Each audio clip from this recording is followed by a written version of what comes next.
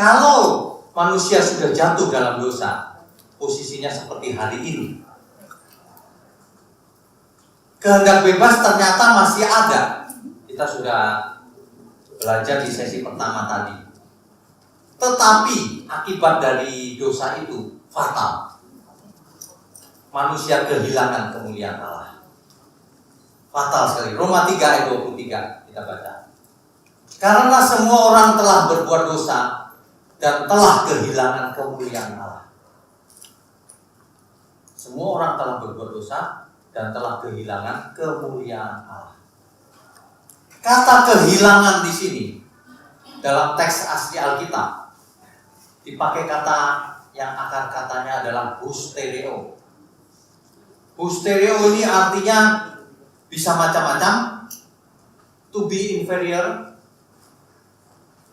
kemudian to fall short, lack, atau kekurangan. Jadi bukan kehilangan juga, kekurangan. Kekurangan kemuliaan Allah. Ini bukan berarti manusia lalu jadi binatang. Tidak, manusia tetap manusia. Tapi manusia tidak bisa mencapai kemuliaan Allah karena natur dosanya terpisah.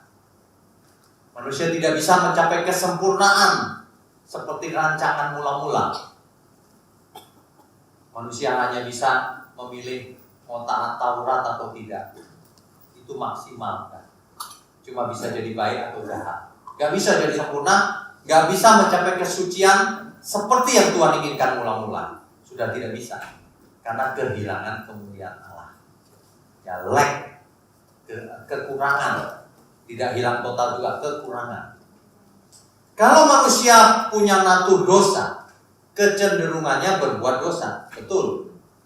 Tetapi dengan kesadaran penuh manusia harus memilih. Apakah ingin melayani natur dosanya atau melawan natur dosanya? Pilihannya ada di tangan kita.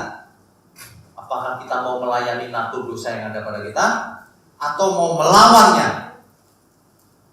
Sebenarnya ketika kita sudah ditebus dalam dosa, tugas kita tinggal satu. Matikan natur dosa itu. Setiap orang yang ditebus, ia adalah orang berhutang, kata kita. Supaya tidak hidup menurut daging, tapi hidup menurut roh. Supaya, kata supaya itu artinya tidak otomatis. Harus diusahakan. Matikan manusia lamamu. Barang siapa tidak memikul salibnya setiap hari, ya tidak layak bagi. Mau pikul salib, ayo, gak mau, terserah. Dari situ aja kita sudah menangkap kehendak bebas terus ada dari dulu sampai selama-lamanya. Bahkan di langit baru, bumi baru masih ada kehendak bebas. Di langit baru, bumi baru kita masih melayani Tuhan, bukan? Masih sadar gak? Atau hilang kesadaran? Di sana lupa diri. Ada banyak orang yang pikirannya begitu loh. Di surga nanti kita nggak ingat siapa kita, Pak. Loh, di surga kok lebih parah dari di sini ya. Kalau kita lupa diri di surga ketemu Tuhan Yesus, kenalan dong, siapa om? Ini bagaimana sih? Justru kita udah kenal. Kita masih ingat loh di surga itu. Kenangan lama, cuma kenangan lama sudah tidak berarti apa-apa lagi. Karena kita menghadapi langit baru, bumi baru yang begitu luar biasa. Yang tidak pernah kita dengar, tidak pernah kita lihat sebelumnya. Kita akan jumpai di sana. Mantap ya. Amin ya. Dan itu bukan takdir, itu kehendak Tuhan. Tapi ada syaratnya. Kamu mau ikut aku, kamu mau jadi muridku, kata Tuhan Yesus, ada syaratnya. Tidak bisa enak-enakan. Ya. Jadi jangan terjebak pada kata-kata takdir. Buktinya apa? Di perjanjian lama saja ya. Kalau ada orang yang berkata manusia tidak punya kehendak bebas, itu aneh. Kenapa? Seluruh Alkitab mengatakan, menceritakan, mencatat dengan jelas bahwa manusia punya kehendak bebas. Contohnya, di perjanjian lama, apakah ada orang-orang yang beriman? Dan itu buktinya ada. Apakah ada orang benar? Ternyata ada kan? Kok nggak punya kehendak bebas? Manusia tidak rusak total, tidak. Manusia memang tidak bisa menyelamatkan dirinya sendiri, tidak bisa. Kalau Tuhan Yesus tidak mati di kayu salib, sudah nggak usah ngomong keselamatan kita. Semua orang binasa. Tapi karena Tuhan Yesus mati di kayu salib, maka ada perhitungan. Maka digelar penghakiman. Maka manusia bisa dihakimi menurut perbuatannya. Tentu saja menurut iman, tapi iman itu perbuatan tentunya. Nah, contohnya di Perjanjian Lama, Habel, Allah berkenan nggak dengan Habel?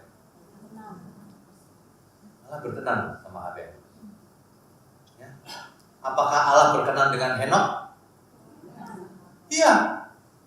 Buktinya Henok diangkat hidup-hidup loh. Kalau Tuhan nggak berkenan dengan Henok, ngapain diangkat hidup-hidup? Benar ya? Henok tentu mengarahkan hidupnya dengan sadar, bukannya tanpa sadar. Henok tentu berusaha mengenal Tuhan, melakukan kebenaran, beriman kepada Tuhan. Sudah pasti. Henok tentu punya kehendak bebas secara sadar melakukan itu. Makanya Tuhan berkenan. Makanya kalau orang hilang kesadarannya, sakit jiwa misalnya, dia nggak sadar gitu. Segala yang diperbuatnya tidak bisa diyakini. Kenapa? Tidak sadar. Itu maksudnya ya. Bayangkan kalau ada orang yang tidak sadar, lalu orang ini gini, haleluya, memuji Tuhan. Ini nggak sadar. Ada nilainya nggak? Nggak ada. Nggak sadar. Dan sebaliknya dia menghina-hina Tuhan, tapi nggak sadar. Pikirannya korslet. Nggak bisa dihukum, nggak sadar. Tapi kalau kita sadar, apa yang kita ucapkan akan dipertanggungjawabkan di hadapan Tuhan. Amin. Makanya jangan makan sembarangan, jangan bicara sembarangan, jangan hidup sembarangan. Kita harus hidup benar dalam segala hal, sampai sekecil-kecilnya. Jangan pernah memisahkan yang ini nggak ada hubungan dengan keselamatan, yang ini ada hubungan. Sesungguhnya semuanya terintegrasi. Seluruh hidup kita bisa berhubungan dengan keselamatan. Hati-hati. Bahkan apa yang ada di dalam hati bisa berhubungan dengan keselamatan. Kau harus hidup kudus sebab aku kudus. Nah, kita berkata gitu kan? Kuduslah kau sebab aku kudus. Diperintah kan? Kenapa manusia diperintah? Karena punya kesadaran, punya kehendak bebas. Sempurnalah kau seperti Bapa sempurna. Diperintah. Kenapa? Diperintah sebab itu mungkin. Kalau itu nggak mungkin, ngapain Tuhan ngomong? Pemerintah. Logika sederhana begini aja orang nggak punya. Nggak bisa Pak, nggak bisa sempurna, manusia biasa. Ya kalau nggak bisa, nggak usah pakai firman itu. Alasan dulu. Kita itu nggak boleh punya alasan. Tuhan ngomong apa aja siap Tuhan. Meskipun itu sulit. Iya dong. Siapa yang bilang gampang? Sulit banget. Tapi apa yang tidak mungkin bagi manusia mungkin bagi Allah. Maksudnya kita diberi roh Allah dalam diri kita. Roh Kudus yang akan membimbing kita kepada seluruh kebenaran. Membimbing loh, bukan mengontrol, mengendalikan, menggerakkan, bukan. Dia pendamping. Dia parakletos. Dia pendamping, dia advokat, pembela kita. Dia yang memberi penghiburan ke kita. Dia yang memberi kekuatan pada kita. Tapi semua pemberian itu harus kita gunakan untuk kemuliaan Allah. Kalau tidak, percuma. Ya, kalau tidak percuma. Tuhan berikan segala sesuatunya pada kita. Tapi kalau kita nggak gunakan, percuma. Berkat itu sudah tersedia juga sebenarnya. Tapi kalau orang malas, nggak jadi berkatnya. Bukan ditakdirkan. Jadi, kita itu mengerti loh. Kehendak bebas ada untuk apa? Supaya kita jadi anak Allah secara tulus. Bukan rekayasa. Semua ini bukan rekayasa. Semua itu harus terjadi secara natural. Cinta itu harus natural. Ya, harus natural. Bukan aneh. Banyak orang mengharapkan keanehan. Tuhan, buatlah aku cinta Engkau Tuhan. Kok buatlah? Ya kau cinta, buktikan kau cinta. Gerakkan hatimu supaya kau cinta, supaya kita cinta Tuhan. Iya kan? Dulu sering loh kita buat salah. Tuhan, buatlah aku sabar Tuhan. Kok buatlah aku sabar? Ya kau yang gak sabar, ya kau yang buat. Dulu kita sering salah tuh. Padahal keputusan di tangan kita. Keadaan kita hari ini akibat dari apa? Akibat dari masa lalu kita. Betul ya? Kan begitu yang benar. Keadaan kita saat ini sama dengan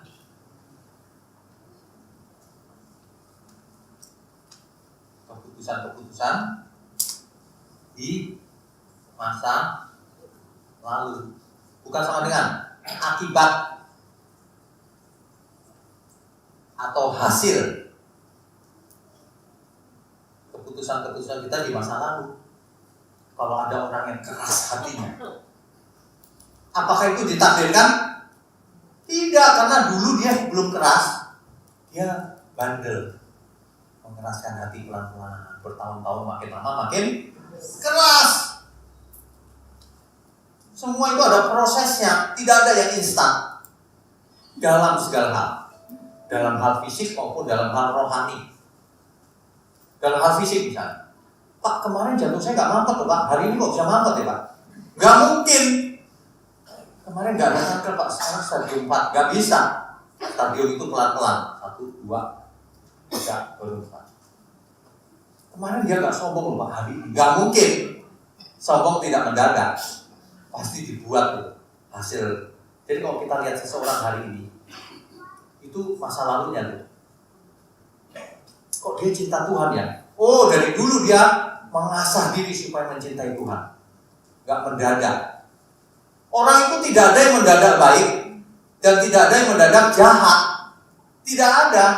Semuanya proses. Makanya jangan ditunda untuk bertobat sekarang. Karena tidak bisa besok mau mati nih Pak. Cepetan dong, Pak Pendeta cepetan. Cepetan aku mau bertobat nih. Gak bisa. Itu ngomongnya tok itu.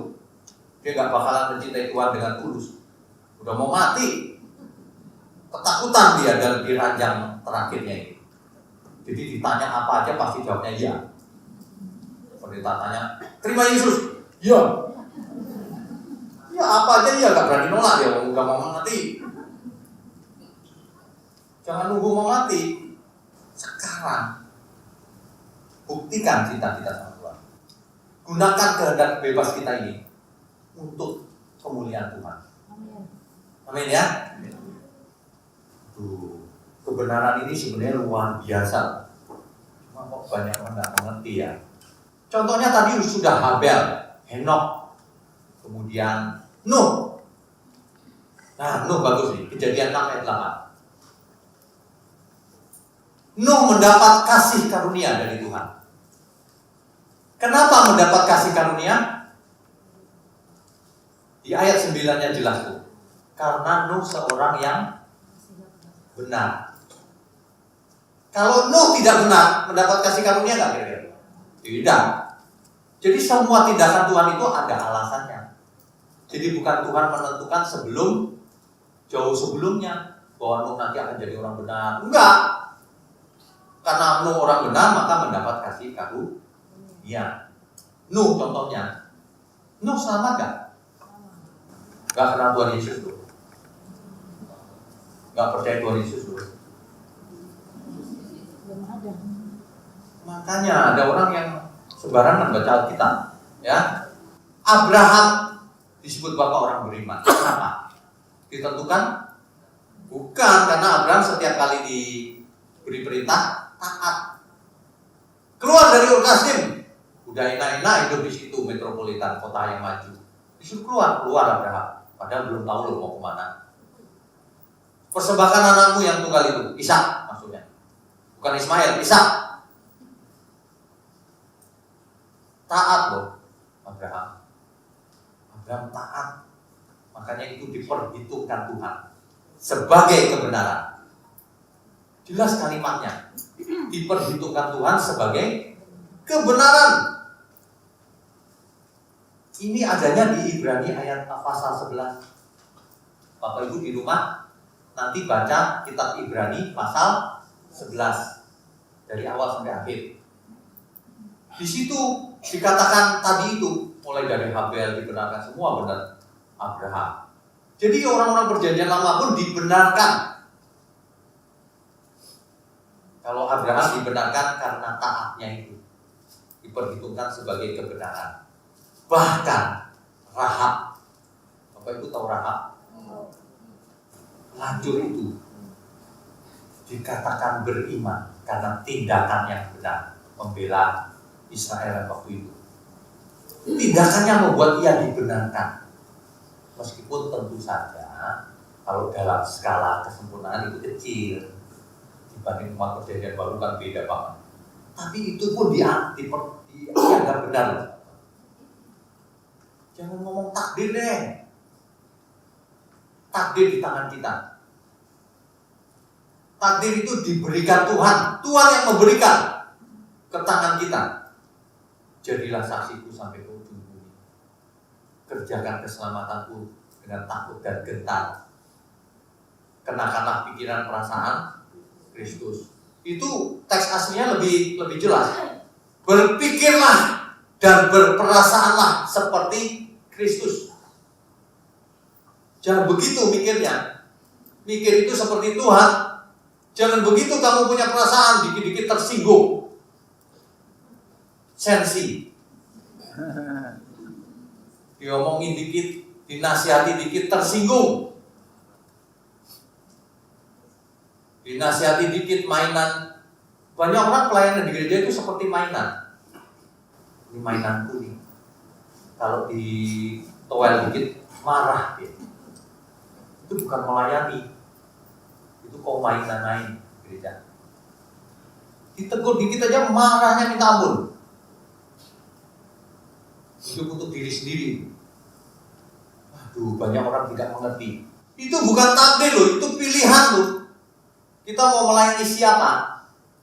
Melayani diri sendiri atau melayani Tuhan? Itu pilihan. Hari ini kita disadarkan bahwa takdir itu sebagian besar di tangan kita. Sebab bagian Tuhan sudah dilakukan Tuhan. Yang belum dilakukan adalah bagian kita. Jadi jangan ngomong takdir. Sebagian itu di tangan kita. Sebab segala kuasa sudah diberikan ke kita. Setiap orang yang menerimanya diberi kuasa supaya menjadi anak-anak Allah. Supaya kalimatnya, bukan otomatis. Diberi hak istimewa. Bukan takdir, bukan. Hak istimewa. Hak istimewa artinya apa? Hak itu bisa digunakan, bisa tidak. Kalau orang dikasih hak istimewa, kau boleh sekolah di Harvard, beasiswa. Itu hak istimewa, bukan? Tapi kalau orangnya nggak mau gimana? Ya nggak lulus. Banyak loh orang menolak anugerah. Dikasih kesempatan nggak mau bertobat. Itu bukan takdir, itu hasil keputusan. Kalau keadaan kita saat ini adalah akibat atau hasil keputusan kita di masa lalu, maka keadaan kita di masa depan,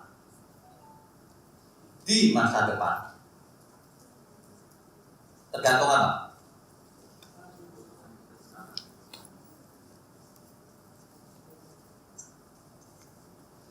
Tergantung keputusan kita hari ini dan ke depan. Kan begitu. Pak, aku belum sempurna, Pak. Oke, baik. Mau sempurna nggak? Ditentukan hari ini dan seterusnya.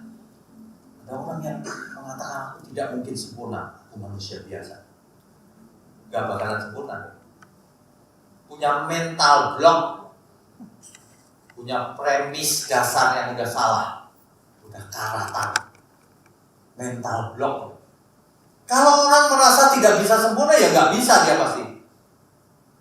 Belum berusaha udah kalah dia. Padahal Tuhan berkata harus sempurna, seperti Bapa sempurna. Aku menyertai kau sampai kesudahan jalan. Masa nggak bisa sempurna kalau Tuhan sertai? Ini bukan berarti manusia bisa berusaha dengan usahanya sendiri, bukan itu maksudnya. Roh Allah tinggal dalam diri kita supaya kita mau dibentuk, memberi diri dibentuk. Kalau kita mau mengerjakan, maka Roh Kudus akan menolong kita. Maka Roh Kudus akan membuat segala sesuatunya berhasil. Akan membuat pekerjaan kita, akan keselamatan kita itu sukses, selamat, memastikan keselamatan.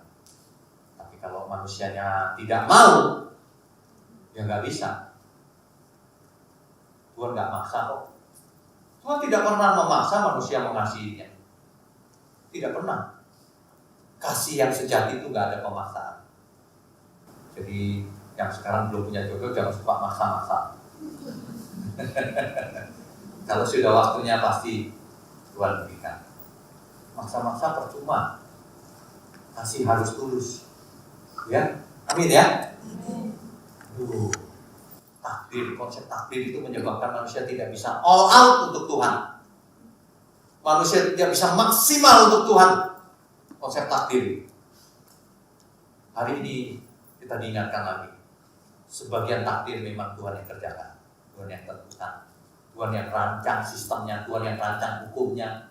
Tuhan yang rancang segala sesuatunya. Bahkan Tuhan turut bekerja hari ini dalam hidup kita untuk mendatangkan kebaikan. Tapi hanya bagi orang yang mengasihinya. Kalau orang tidak mengasihi Tuhan, tidak digarap Tuhan juga. Allah menghajar anak yang dikasihinya. Tapi Allah membiarkan anak gampangan, anak yang gak mau dididik. Banyak orang tidak mau dididik. Mereka merasa kalau sudah ke gereja sudah selamat, padahal belum. Nggak ngerti apa-apa, mau selamat apa? Nggak pernah mengerjakan, nggak mengasihi Tuhan juga, tidak melakukan kehendak Tuhan. Justru kita takut itu. Itu Matius 7 ayat 21 sampai 23. Itu konteksnya adalah orang yang mengenal Tuhan. Panggil aku Tuhan, Tuhan. Aku sudah bernubuat demi namamu, menyembuhkan orang sakit demi namamu, mengusir setan demi namamu. Itu orang yang kenal Tuhan. Tapi dicap oleh Tuhan berbuat kejahatan. Dicap sebagai nabi palsu. Banyak orang tidak mengerti kalau baca ayat itu. Itu memang nabi palsu, bukan hamba Tuhan. Mau nggak ngerti. Itu ngasih judul kan manusia. Aslinya teks Alkitab gak ada judulnya. Itu disebut nabi palsu betul. Hamba Tuhan yang gak benar disebut nabi palsu. Itu loh maksudnya. Gak melakukan kehendak Tuhan, malah mau bikin acara mujizat, mau bikin apa kehendaknya sendiri. Gak disuruh Tuhan padahal. Disuruh Tuhan lakukan apapun. Ya, hidup ini hidup yang dinamis, bukan konsep takdir. Tuh gue ditakdirkan ke pengangguran. Enggak ada. Enggak ada. Bangkit, kerjakan apa yang bisa dikerjakan. Berusaha. Aduh, aku nilainya gak bagus. Belajar siang malam, pasti naik. Sebab barang siapa menabur, dia menuai. Persis dengan apa yang ditabur. Gak ada orang nanam cabai menuai semangka. Gak ada, itu punya tetangga. Jangan diambil. Kalau nanam cabai, menuai cabai. Ya, takdir. Jangan berpikir soal takdir hari ini. Sesungguhnya cuma ada dua pilihan dalam dunia ini. Ini yang penting. Tapi sebelum itu, kita baca dulu apa kata Tuhan Yesus tentang hal ini. Kita belajar sama Tuhan Yesus saja. Kalau ada ayat-ayat yang ruwet gitu ya, ingat, kalau ada ayat yang gampang, dia cukup menerangkan yang ruwet. Sebab setiap ayat gak mungkin bertentangan, tapi saling menjelaskan dan saling melengkapi. Apa kata Tuhan Yesus? Nah ini aja udah, kalau orang berani menyalahkan ini, bye-bye. usah ngaku Kristen. Belajar sama Tuhan Yesus kok nggak mau. Ya. Nah, apa kata Tuhan Yesus? Saya pilihkan 3 contoh. 3 contohnya. Yang pertama perumpamaan tentang talenta. Dicatat Matius 25.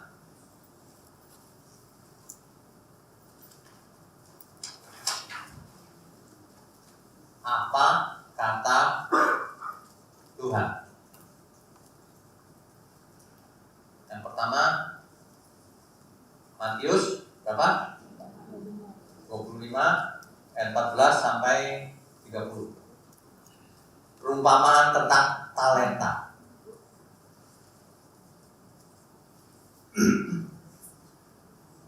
Perumpamaan tentang talenta.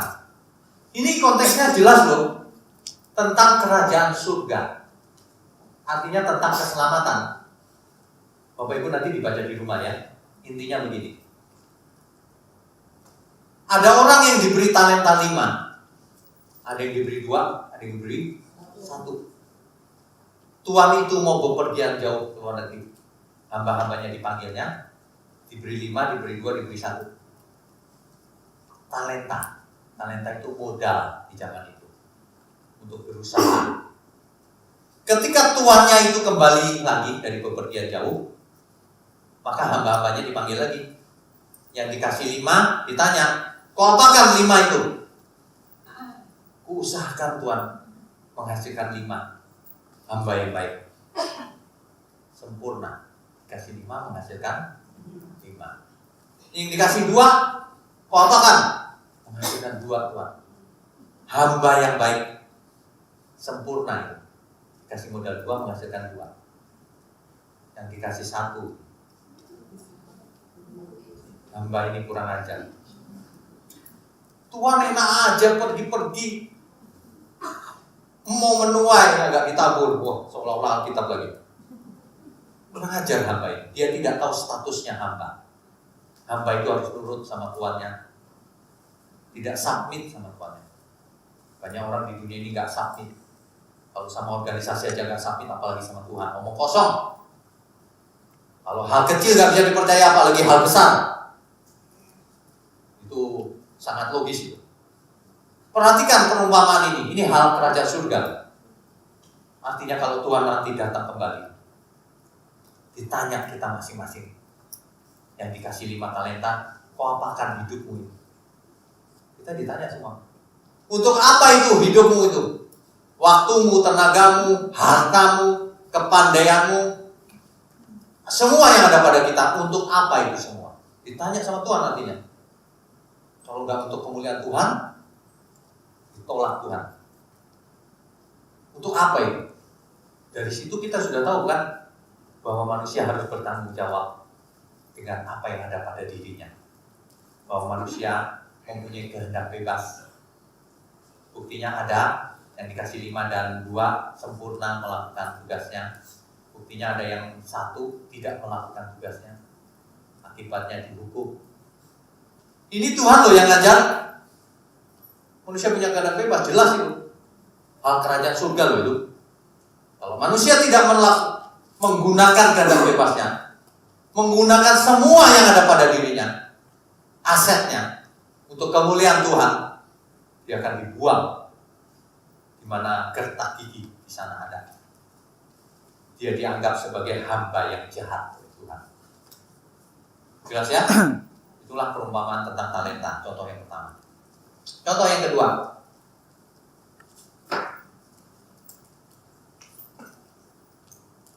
Yang perumpamaan berikutnya adalah tentang perjamuan kawin. Matius 22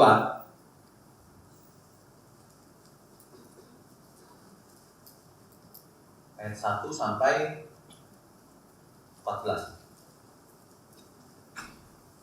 Perjamuan kawin. Ini sama konteksnya, hal kerajaan surga. Tuhan yang ngajar langsung.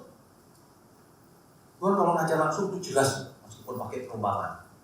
Hal kerajaan surga adalah seperti seorang raja yang akan mengadakan pesta kawin untuk anaknya. Orang-orang yang diundangnya, yang diundang mula-mula, sebagian kecil, tidak mau datang. Tidak ada yang datang. Israel tidak mau datang. Kemudian, undangnya semua orang yang dijumpainya. Itu hamba-hambanya disuruh undang semua orang yang dijumpai. Ini kan kita mengerti, Israel menolak. Lalu siapa saja yang berjumpa dengan kita? Diundang semua orang, gak pilih-pilih. Orang-orang yang diundangnya itu datang. Orang percaya sama Tuhan Yesus, jadi Kristen. Tapi ada dua kelompok yang datang ke pesta itu. Yang mengenakan pakaian pesta dan yang tidak mengenakan pakaian pesta. Mengenakan pakaian, siapa yang mengenakan? Diri sendiri dong, masa dikenakan dong? Ngomong takdir terus. Ngomong tidak ada kehendak bebas. Itu lambang yang datang ke Tuhan. Ada yang pakai pakaian kekudusan, kesucian. Makanya Tuhan berkenan. Ada yang datang ke Tuhan, hidupnya gak kudus. Tuhan tidak berkenan. Biarinlah, aku koyak-koyak apa, udah selamat. Tuhan Yesus sudah mati di kayu salib. Jadi hyper grace. Gak selamat. Perumpamaan ini kurang jelas. Perlu diulang-ulang 10 kali. Nanti di rumah dibaca lagi ya, Bapak Ibu ya. Jelas banget kok perumpamaan ini. Orang tidak pakai pakaian pesta, tidak hidup kudus, ya ditolak oleh raja itu, diusir. Oh jahat, sudah kuundang, gak pakai pakaian pesta, gak niat. Jahat, itu sudah mati di kayu salib. Kau sendiri gak mau memikul salib setiap hari. Waduh, itu jahat sekali. Tidak tahu diri, menyia-nyiakan anugerah. Keselamatan memang karena anugerah, tetapi anugerah itu menuntut respon manusianya. Bukannya gini, udah aku tebus ya, hai manusia, udah selamat, udah nggak usah ngapain, udah selamat. Bukan begitu, enak aja. Kita nggak mau begitu. Ada yang pakai pakaian pesta, ada yang tidak. Ada yang hidupnya mau sempurna, kudus. Ada yang nggak mau, ya. Ngeyel. Padahal Alkitab jelas. Aku sudah selamat. Jadi silakan nanti kalau ketemu sang raja aja kita buktikan siapa yang ditolak. Jelas ya ini ya, masih bersama saya? Contoh ketiga. Matius 25. Oh ini 25. Sebelum yang pertama. Matius 25 ayat 1 sampai 13. Tentang gadis bijaksana dan gadis bodoh. Gadis bijaksana ini menyediakan minyak. Yang bodoh gak sedia. Nanti aja kalau komplainnya datang baru kita cari kan. Sama ini, sama persis. Nanti kalau Tuhan Yesus mau datang aja deh, baru aku bertobat. Bukan jauh-jauh hari berubah, mindset dirubah, kelakuan berubah, belajar firman, lakukan setiap hari, menyucikan diri. Sesungguhnya ya sebelum kita mati, satu hal yang kita gak boleh lupakan itu cuma satu. Pekerjaan kita itu cuma satu, menguduskan diri, menyucikan diri sebelum kita masuk ke liang kubur. Kesempatannya cuma sekali, menyucikan diri, menguduskan diri. Itulah inti dari semua ini. Kalau kita hidup sekarang, di sini kematian, di sini kekekalan. Inilah proses menguduskan diri. Kosongkan diri dari hal-hal yang Tuhan tidak berkenan. Bersihkan. Masuk, berpikirlah dan berperasaanlah seperti Kristus. Mengosongkan diri dan menjadi seperti Kristus. Amin ya?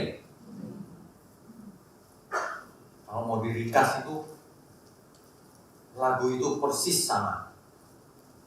Tuhan, aku rela mengosongkan bejana jiwaku ini dari segala keinginanku dan semua hasrat pribadiku. Dikosongkan dulu semuanya, pribadi lagi. Setelah dikosongkan, jangan dibiarkan kosong. Jangan dibiarkan kosong. Harus diisi dengan kebenaran, pikiran, perasaan Kristus. Tuhan, penuhi aku dengan gairah surgawi nan suci, agar apapun tak ku ingini lagi, hanya Engkau hartaku abadi. Lengkap manusia Allah. Itu dengan kehendak bebas tentunya. Masa Tuhan yang gerakan?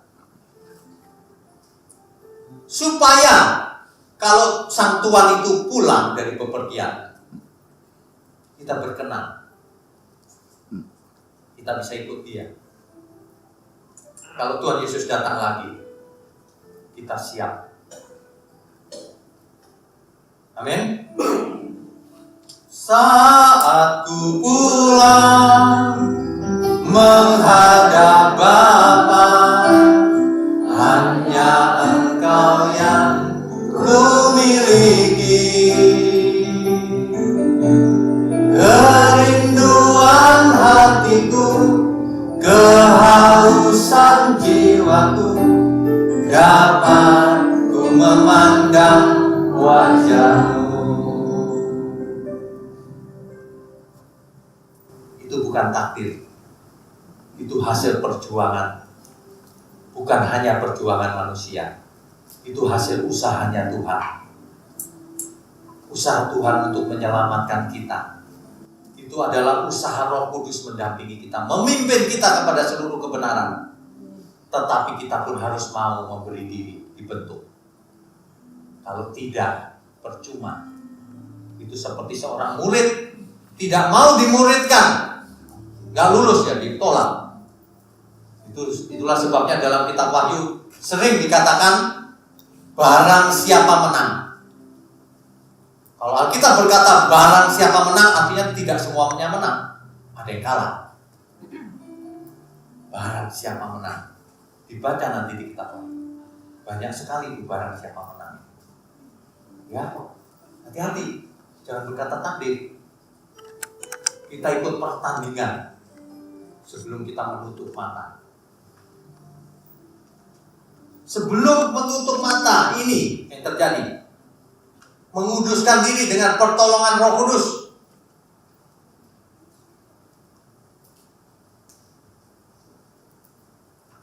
Akhirnya tinggal dua hal. Pilihannya tinggal dua hal. Satu, hal-hal yang tidak bisa kita kendalikan. Contohnya apa? Hal yang tidak bisa kita kendalikan.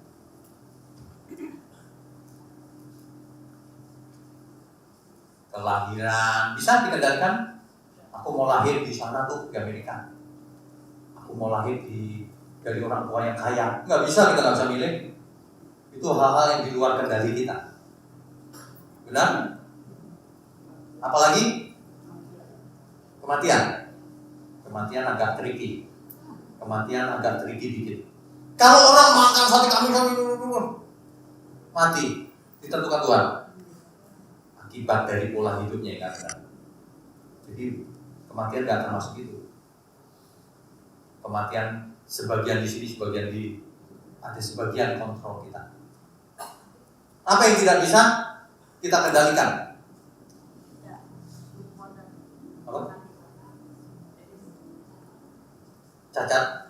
Ya, misalnya ada cacat waktu kita lahir, nggak bisa, iya kan? Dan lain-lain. Ada banyak hal di dunia ini memang tidak bisa kita kendalikan, di luar kontrol kita. Misalnya, saudaraku kok nggak bener ini ya bukan salah kita, di luar kontrol. Hal-hal yang di luar kontrol kita, ini yang disebut dengan, boleh juga disebut dengan takdir mati. Artinya kita nggak bisa rubah, sudah begitu di luar kita. Meskipun kita tetap bisa berusaha menyadarkan orang, dan beberapa kasus berhasil kan orang bertobat. Jadi sebenarnya nggak takdir mati juga sebagian. Makanya hati-hati, jangan pakai kata takdir deh. Yang kedua, untuk hal-hal yang bisa kita kendalikan. Apa itu? Apa? Misalnya apa? Soal makan? Bisa nggak dikendalikan? Ya bisa dong. Mau makan apa, minum apa kan pilihan. Pilihan loh. Soal makan minum itu kontrol, pilihan. Kalau mau sehat ya jangan makan lemak, kan gitu kan. Dikurangi. Olahraga. Apalagi? Gaya hidup. Pola hidup. Apalagi? Mau taat atau tidak?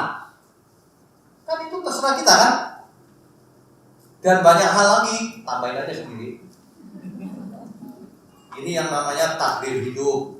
Kalau mau disebut takdir ya takdir hidup. Artinya bisa dirubah hasilnya.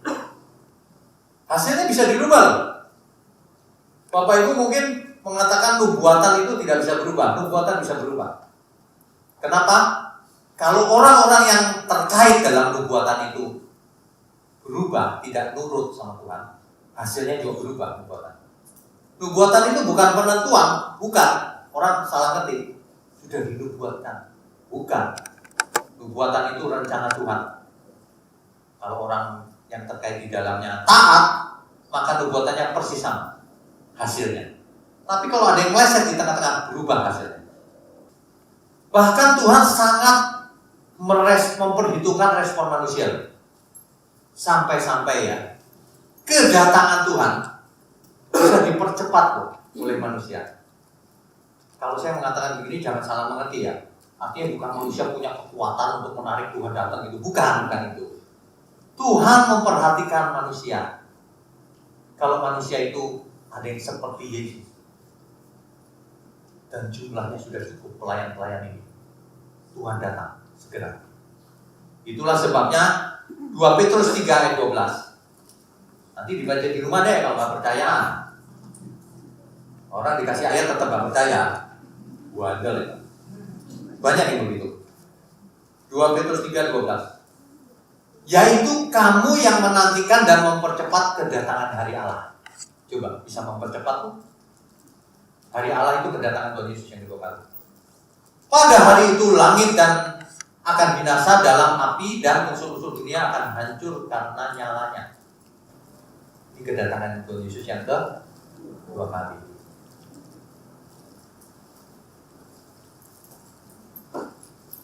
2 Petrus 3 ayat 12 ini mengisahkan bahwa Tuhan begitu memperhatikan respon manusia.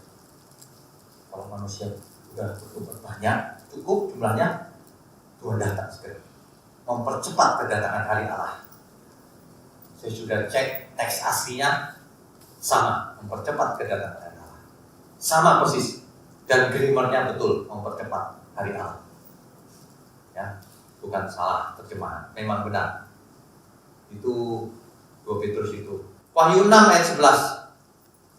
Dan kepada mereka masing-masing diberikan sehelai jubah putih, dan kepada mereka dikatakan bahwa mereka harus beristirahat sedikit waktu lagi hingga genap jumlah kawan-kawan pelayan dan saudara-saudara mereka yang akan dibunuh sama seperti mereka. Hingga genap jumlahnya. Kalau jumlahnya orang percaya yang benar-benar seperti Yesus cukup, Tuhan datang. Selesai. Sejarah bumi diselesaikan. Ya. Jadi sebenarnya sudah jelas semuanya. Mulai hari ini mindset kita mesti dirubah. Ada banyak hal belum ditakdirkan oleh Tuhan. Itulah sebabnya orang mau mati cepat bisa bunuh diri. Bunuh diri ditakdirkan Tuhan? Tidak. Keputusan itu, keputusan yang salah. Mau umur panjang? Bisa. Jaga kesehatan. Pola hidupnya yang benar. Mau berkenan di hadapan Tuhan? Bisa. Kuduslah kita. Hidup kudus. Agar Tuhan berkenan seperti Dia kudus. Raih kesempurnaan semaksimal mungkin. Dengan semua yang ada pada kita. Gunakan semua yang ada pada kita untuk memuliakan Tuhan. Itulah inti kehidupan ini. Bukan ditakdirkan. Belum ditakdirkan. Ada nggak seorang murid yang ditakdirkan tidak lulus? Gak ada. Gak ada. Kalau dia belajar, pasti ada nilainya, pasti lulus. Mulai hari ini jangan pernah ngomong takdir. Saya cuma bingung kalau ada orang, saudaranya kecelakaan. Itu memang takdirnya. Kecelakaan, kepalanya kelindes. Wah, memang takdirnya. Tuhan gak menghendaki begitu. Gak ada itu takdir begitu. Itu karena kesembronoan, kecelakaan. Ada yang sembrono nyupirnya atau bagaimana. Pasti ada penjelasannya. Bukan karena Tuhan rancang manusia mengalami kecelakaan. Jadi manusia mau selamat atau tidak, itu di perjanjian baru itu sangat jelas. Sangat amat jelas. Sesungguhnya Tuhan yang memulai proyek keselamatan. Tuhan yang menentukan bahwa Tuhan Yesus turun menjadi manusia, menebus dosa manusia. Itu keputusan Tuhan. Dan itu Tuhan yang menentukan dan Tuhan yang lakukan. Itulah sebabnya disebut sola gratia. Keselamatan hanya karena anugerah. Inisiatifnya dari Tuhan. Tuhan yang memulai proyeknya. Ya. Jadi inisiatif keselamatan itu Tuhan yang memulai proyeknya. Jadi begini. Ketika Tuhan mati di kayu salib, proyeknya dimulai oleh Tuhan. Ini satu, proyeknya Tuhan yang mulai. Allah mengasihi manusia ketika manusia masih berdosa. Anugerah, tidak pantas. Tapi Tuhan memberi diri, mengalah. Mati buat kamu. Tapi proyeknya belum selesai. Loh itu Pak, Tuhan mengatakan sudah selesai di kayu salib. Kalau baca yang benar. Sudah selesai. Yang sudah selesai pekerjaan Tuhan. Mengerjakan tugas Bapa. Selesai, aku sudah selesai. Tapi tugas manusia belum selesai. Itu orang salah mengerti. Baca begitu aja nggak lengkap. Karena mau enak, hatinya nggak bersih. Kalau hatinya bersih dia akan terus nanya, akan ketemu. Karena itu, karena aku mati buat kamu, kamu berhutang agar tidak hidup menurut daging, tapi hidup menurut roh. Karena aku mati buat kamu disalib, maka kamu pun harus pikul salib setiap hari. Kalau enggak, kau enggak layak bagiku. Karena aku mati buat kamu, kau harus lepaskan segala milikmu. Kalau enggak, tak dapat jadi muridku. Yang kedua,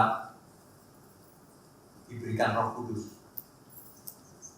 Jadi Tuhan dengan manusia itu berinteraksi. Bukan manusia jalan sendiri juga, enggak. Jadi Tuhan intervensi, bekerja sama, menolong. Sebab tanpa pertolongan Tuhan enggak ada satupun kita bisa selamat, enggak ada. Tapi bukan konsep takdir, Tuhan yang tentukan semuanya, Tuhan yang meremote kontrol, yang menggerakkan, bukan. Tuhan hidup bersama dengan kita. Tubuhmu bait Allah, Rohku tinggal dalam diri kita. Amin. Makanya kita harus hidup benar. Kalau enggak, salah kita sendiri. Roh Kudus diberikan tanda bahwa kita sudah jadi milik Tuhan. Roh Kudus akan membela kita, memimpin kita, memberi penghiburan, memberi kekuatan agar kita mengerjakan keselamatan itu dengan takut dan gentar sehingga selamat, sehingga sukses. Semuanya begitu di Perjanjian Baru. Makanya tuntutannya adalah sempurna, seperti Bapa. Di Perjanjian Lama nggak ada tuntutan sempurna. Ya, yang ketiga, Alkitab, firman Tuhan. Mindset orang yang ditebus harus dirubah. Enggak percuma dong seperti orang dunia. Dirubah dengan apa? Dengan firman. Nah, bagaimana firman bisa mengubah? Bagaimana caranya? Dibakar, diminum? Belajar. Iya enggak? Itu buktinya. Diberi tanggung jawab. Belajar enak aja. Enggak ada yang otomatis. Tuhan, mulai besok beri aku anugerah Tuhan supaya mengerti Alkitab. Mendadak. Enggak ada. Enggak ada. Kau baca, enggak baca, enggak ngerti. Itulah sebabnya firman Tuhan jelas. Tuhan Yesus yang ngomong.